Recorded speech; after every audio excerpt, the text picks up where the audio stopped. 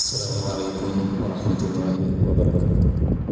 بسم الله الحمد لله والصلاة والسلام على أشرف المرسلين وعلى آله وأصحابه أجمعين أما بعد. നമ്മൾ കുറച്ച് നാളുകൾക്ക് മുമ്പ് നിങ്ങളോട് സംസാരിച്ചതും പറഞ്ഞിരുന്നു ഒരു അക്ബർ ചക്രവർത്തിയുടെയും ബീർബലിയുടെയും കഥ.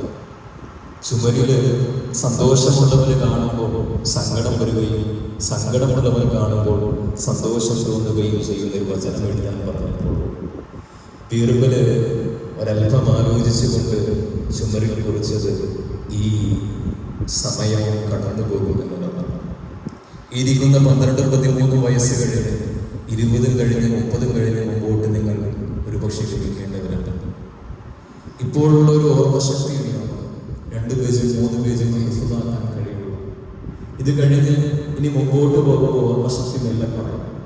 അപ്പോൾ ഈ സമയത്ത് നമ്മളെ കൊണ്ട് കരസ്ഥമാക്കാൻ കഴിയുന്നത്ര വിജ്ഞാനങ്ങൾ കഴിവുകൾ നാം ആർജിച്ചിട്ടുണ്ട്.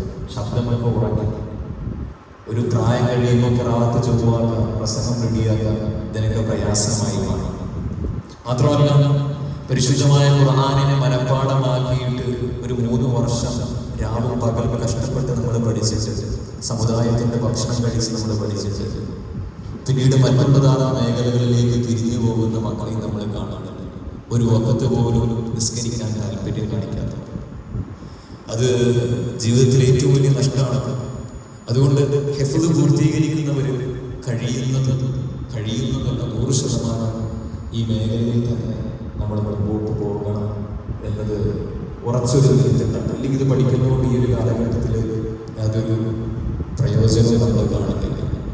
സമുദായത്തിന് വേണ്ടി ഗുണം ചെയ്യുന്നതാണ് ഏതെങ്കിലും രൂപത്തിൽ 3-4 വർഷം നമ്മുടെ സമുദായത്തിന്റെ ഭക്ഷണം കഴിച്ച് അവരുടെ തന്നെ ജീവിച്ചിട്ട് ഒരു ഗുണവുമില്ലാതെ ഒരു വഖത്ത് പോലും നിസ്കരിക്കാത്ത രൂപത്തിലേക്ക് നാം ആയി തീരരുത്.